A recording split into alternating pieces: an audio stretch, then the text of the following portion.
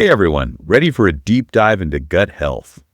It can be overwhelming, right? Like all the information out there. And honestly, sometimes it feels like there's more misinformation than actual facts. Yeah, for sure. It's a lot. And so many people are dealing with gut issues. It's kind of crazy how common it is. But it's not just a little discomfort here and there, right? Right. It's way more than that. For a lot of folks, it's impacting their everyday lives. Big time. It's true. It can affect your energy, your mood, even your social life. I mean, it can really hold you back. Absolutely. It can be a real roadblock. And speaking of gut health, Mel Robbins had a gastroenterologist, Dr. Robin Berzin, on her show recently. She had some amazing insights about how to actually take control of your gut health. Oh, I love her. She's fantastic. I know. She's been treating patients for years, so she really gets it. And the coolest thing, she talked about things you can start doing today, right now, to feel better. Oh, that's so important. Actionable advice. Totally. So we're diving into Dr. Berzin's wisdom from that interview with Mel Robbins. And, before we even get into the specifics, I think it's important to understand that gut health is about so much more than just, not having an upset stomach. It really is. It's connected to so many things. Your immune system, your brain, your hormones. I mean, it's almost like a control center for your whole body. It's wild. I mean, that gut immune connection is crazy. Like Dr. Berzin described how the gut lining is only one cell thick. That one layer is all that separates trillions of microbes from your immune cells. Can you imagine? It's mind-blowing, right? Literally. It's this constant back and forth, this communication highway between the microbes and your immune system. It's shaping how your body reacts to everything. Like they're teaching your immune system what to do, right? Exactly, like a training ground almost. Yeah. They're showing it how to tell the difference between good stuff and bad stuff. And when that system gets messed up, that's when you see things like allergies, autoimmune stuff. You can really throw everything off. It's a domino effect, isn't it? And then there's that hygiene hypothesis. She talked about how kids who grow up in super clean environments might actually be at a disadvantage because their immune systems haven't had enough practice dealing with different microbes. Oh, totally. That always makes me think about how, we're so obsessed with being clean these days, but it might be backfiring, Yeah. especially when it comes to our immune systems. Yeah, maybe a little dirt doesn't hurt. But the good news is, even if you didn't grow up playing in the mud every day, you can still improve your gut health. You can rebalance your immune system. Exactly. Lifestyle changes can make a huge difference. It's never too late. That's awesome. So we've talked about how gut health affects our immunity, but what about that gut-brain connection? That one just blew my mind. Yeah. Did you know that your gut actually has its own nervous system? It's called the enteric nervous system. It's crazy. It's nuts. And get this, it has more neurons than your spinal cord. Seriously? Yeah. And it's constantly talking to your brain through the vagus nerve. It's like this direct line of communication. And here's a kicker. Ready? Most of your serotonin, that feel-good hormone, it's actually produced in your gut, not your brain. Oh, wow. I didn't realize it was that much. That's so interesting. So basically, if your gut is a mess, it can totally mess with your mood. Right. For sure. A messed up gut can lead to mood swings, anxiety, brain fog. It can make it hard to focus. The list goes on and on. That all makes sense now. And it goes both ways, Stress can really mess with your digestion too. Oh, yeah, for sure. It's like this crazy cycle. Totally. A feedback loop. And that brings us to the gut hormone connection, which is especially important for women, right? Dr. Berzin talked about this fascinating thing called the estrobolome. The what? Yeah, the estrobolome. It's basically like a community of bacteria in your gut that helps process estrogen. Oh, interesting. Yeah. And it's why gut health is so important for women, especially during big hormonal changes like menopause. Makes sense. Because if that estrobolome gets out of whack, it can lead to too much estrogen. And that can cause things like, fibroids, endometriosis, and even hot flashes. Wow. So we've covered a lot already, right? We have. We've established that gut health is super important. But what can we actually do about it? We'll get into that right after this. Okay. So we know gut health is crucial, but now what? How do we actually improve it? Yeah, that's the big question, right? It's one thing to know it's important, but how do we actually make a difference? Well, Dr. Berzin, she has this really cool 3-step plan that she calls the gut bliss method. Okay, I like the sound of that already. Bliss, yes, please. So what's step one? Step 1 is all about removing the things that are harming your gut. Okay, so cutting out the bad stuff. Makes sense. What are some of the big offenders? Think about all the usual suspects, those ultra-processed foods, packed with sugar, artificial ingredients, and all those unhealthy fats. Oh yeah, those definitely not doing us any favors. Definitely not. And then there's excessive alcohol. It can really mess with the balance of your gut microbiome. That's a bummer. I do enjoy a glass of wine now and then. And hey, it's not about being perfect. It's about moderation, right? Even just cutting back a little bit can make a difference. That's good to hear. What about medications? I think I remember Dr. Berzin mentioning something about those too, right? Yes. She talked about how overusing antibiotics can be a big problem because it kills both the good and bad bacteria in your gut, which leaves it really vulnerable. Yeah, it wipes everything out. Exactly. And even those everyday pain relievers like Advil or ibuprofen, those NSAIDs. You mean the ones we just pop like candy? Yeah, well, those can actually irritate your gut lining if you take them too often. Wow, I had no idea. And so it's not just about what we're eating, but also the medications we're taking? It's all connected. So, okay, we've removed the bad stuff. What's next? All right, so step 2 is all about replacing those harmful things with stuff that actually nourishes and supports your gut microbiome. And this is where fiber comes in. Lots of fiber. Okay, fiber. We always hear about fiber, but why is it so important for gut health specifically? Well, think of it like this. Fiber is food for all the good bacteria living in your gut. It helps them grow and thrive. And it also adds bulk to your, To your poop? Yeah. It keeps things moving smoothly and helps prevent constipation. And, Dr. Berzin, she actually recommends aiming for 30 different types of plant foods every single week. Wait, 30? That sounds impossible. No, it's easier than you think. It's really just about variety, like fruits, vegetables, nuts, seeds, legumes, whole grains, it all counts. Okay, that makes me feel a little better. Variety, I can do that. Exactly. And don't forget about fermented foods. Those are your superstars. Like kimchi and sauerkraut? Yes. And yogurt. All those. They're full of probiotics, which are live bacteria that are good for your gut.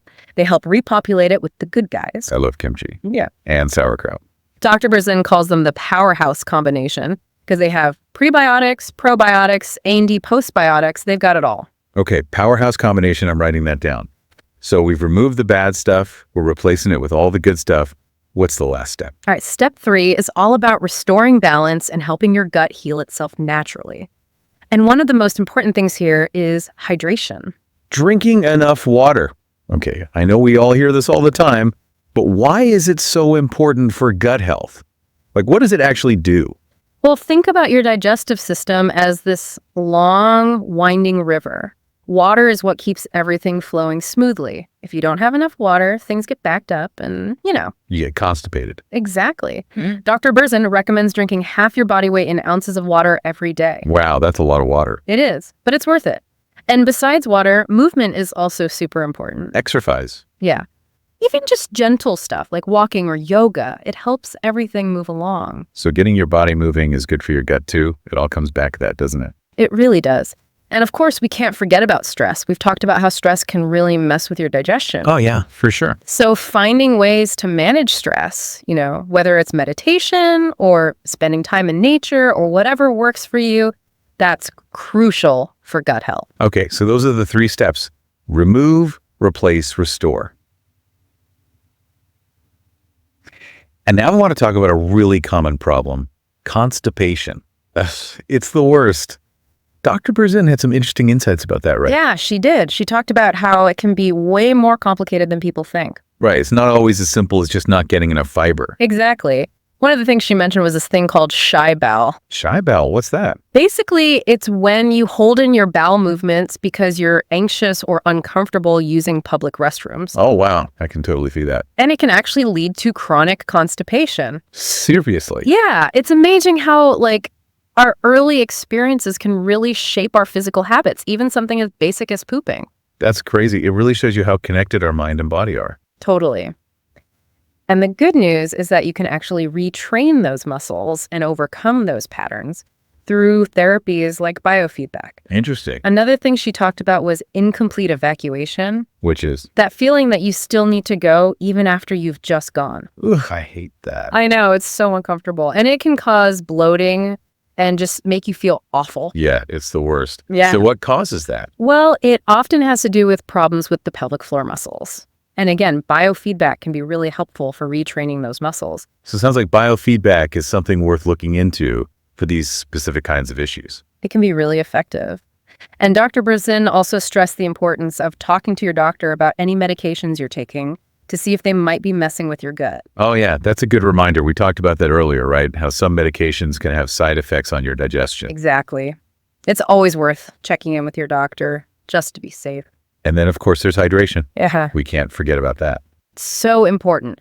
Drinking enough water is crucial for keeping things moving smoothly. Yeah, Dr. Berzin really emphasized that, keeping that 30-foot plumbing system flowing. Oh, that's a good way to put it. And she also brought up some interesting things about how women's bodies are different. Oh, yeah? How so? Well, women tend to have a longer colon, a wider pelvis, and lower testosterone levels than men.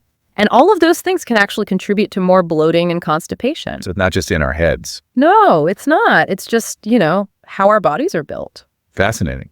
So it sounds like understanding those differences is important for women so we can figure out the best ways to manage our gut health. Absolutely. And it's not a flaw or anything. It's just an adaptation, for pregnancy and childbirth.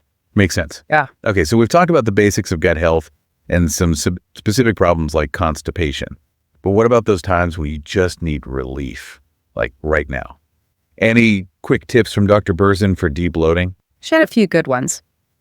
A short-term liquid diet can be really helpful for giving your gut a break and easing any discomfort. So like bone broth and smoothies for a few days? Yeah, things like bone broth, herbal teas, green juices, things that are easy to digest and won't irritate your system. Okay, that makes sense. She also mentioned magnesium citrate. Oh, yeah, that's supposed to help with, Getting things moving. Yeah. It can be helpful, but it's always best to check with your doctor first, especially if you have any kidney problems. And don't underestimate the power of movement. Oh, yeah, we talked about that. Exercise, even gentle stuff. Exactly. Sometimes just getting your body moving can make a world of difference. So we've learned so much about gut health today, like how it's connected to our immune system and our brains, even our hormones.